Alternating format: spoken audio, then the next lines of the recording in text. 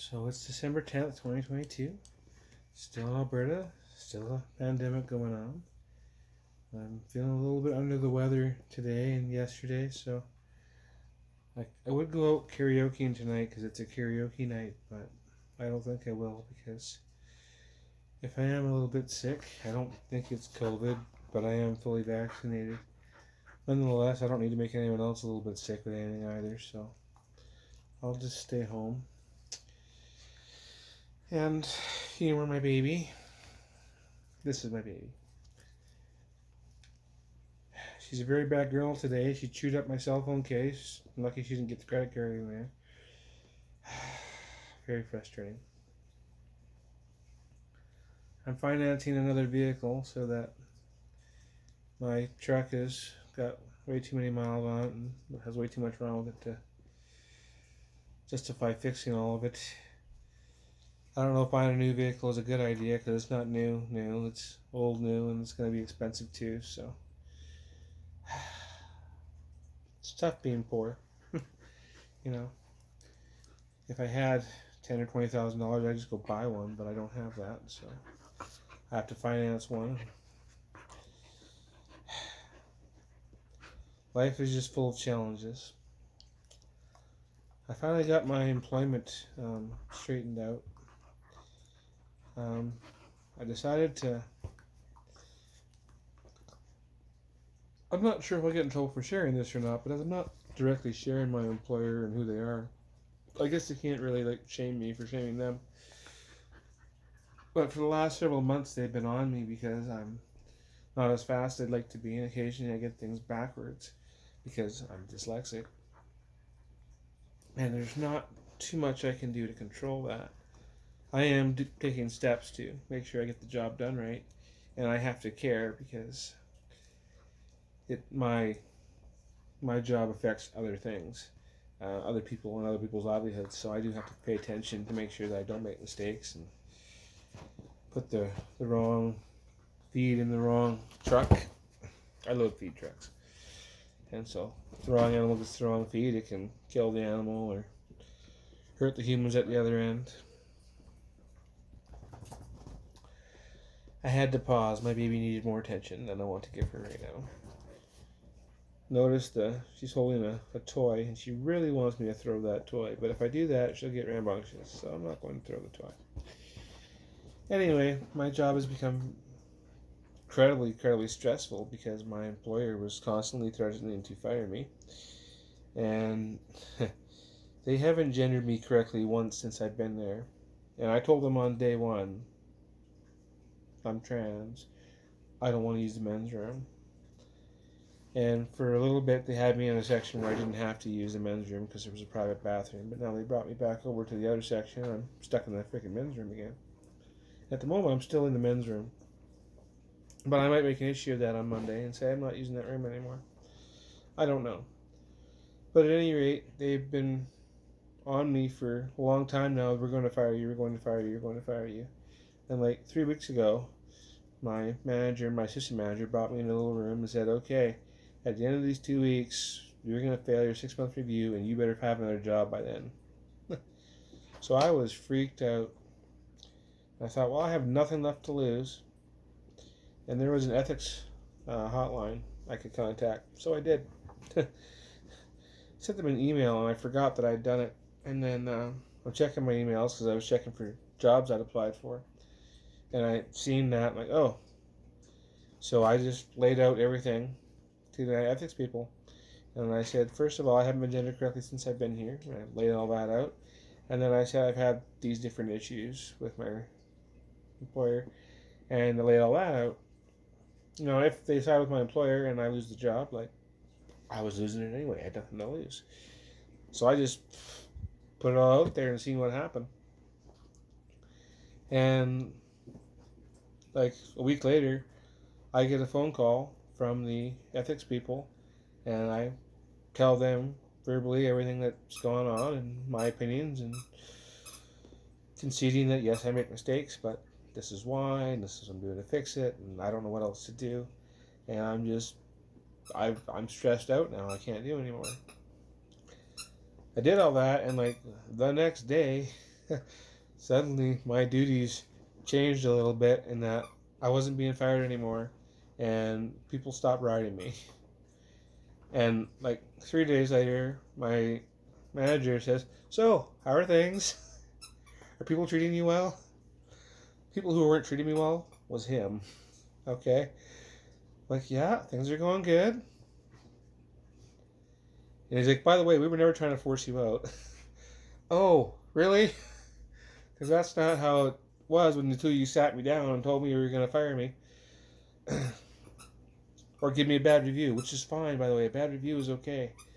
I can survive a bad review as long as I have a job. And it is his job to ride me to make me do my job better. Like, that's his job. So I do understand that. Still, it had just gone too far.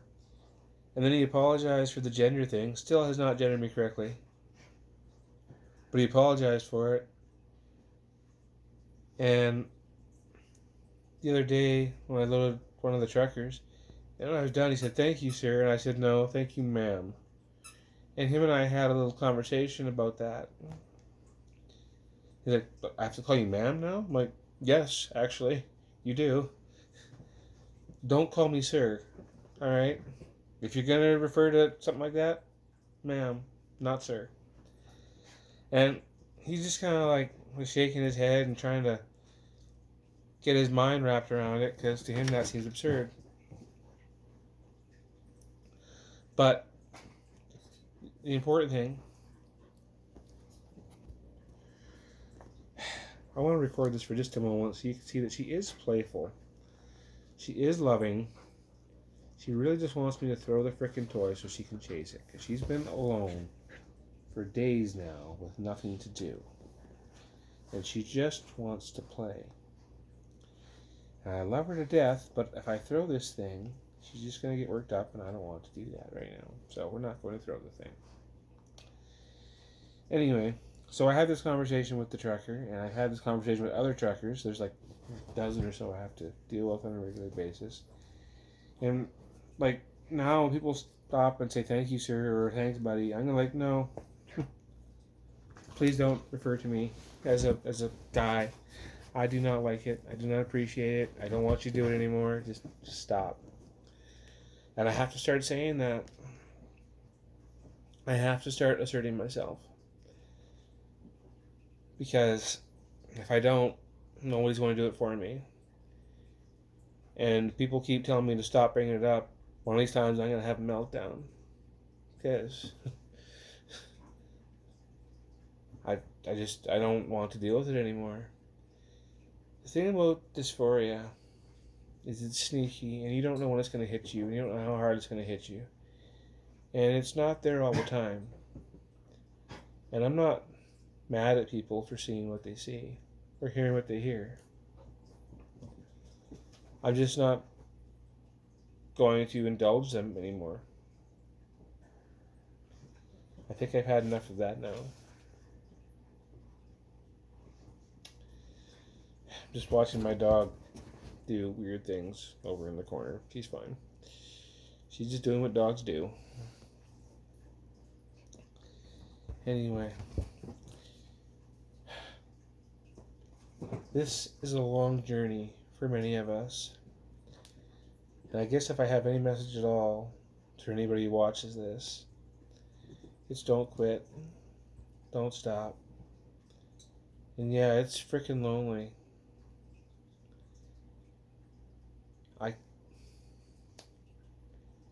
I would love to have a boyfriend. The problem is, any guy who sees me sees another guy. And if that guy is gay and likes me, the problem is I'm feminizing everything. The voice will not stay the same once I go get my surgery. And the voice will change and the face will change. So that was a YouTube advertisement on my TV there. I'm holding a Netflix remote. I just it changes the lighting. So anyway, not important. What is important is I'm not acceptable to men, and I'm not acceptable to women either. I have several female friends who will spend time with me, who will go to the bar with me and do things with me, but none of them are interested in me because they're not attracted to me, because either they're lesbians or they're straight, and I don't fit either one, right? If you're a lesbian, I don't sound or look feminine, not as much as I want to. And if you're straight and you see my breasts and you see my hair and my dress, well, obviously that doesn't fit the mold either. I am very lonely. I feel very ugly all the time. Recording this video, I can see the 5 o'clock shadow on my face. And there's almost nothing I can do about it, except go to laser therapy. I'm so far behind on that, it's very, very frustrating. And it's painful, and it's expensive. There's nothing more I can do.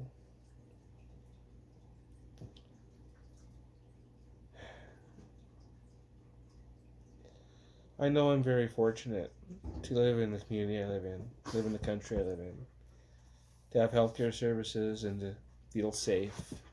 And I do feel safe most of the time. Until I go use the public bathroom and somebody talks about there being a man in there, or I have to worry about which job I'm at and if they're going to accuse me of molesting children or not. That's what happened to me at the grocery store, is they were accusing me of potentially molesting children because I had pictures of people wearing clothing on my cell phone. I showed them to people.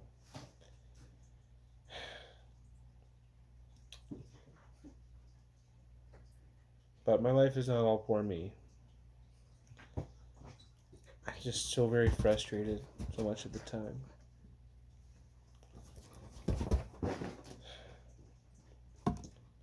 I'm 43 right now. It'll be sometime next year when I get my voice surgery. I might be 44 by then, who knows? And even once I get it, it'll be months after that before my voice is even close to what it's supposed to be. Imagine starting your life at 45 and realizing that's not going to happen. You're 43, you want to live your life, and you can't. You have to wait another however many years until all this settles.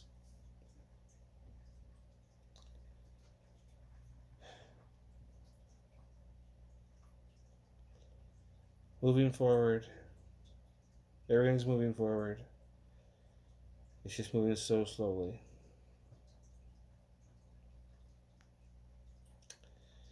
Anyway, Darcy's Corner. Peace.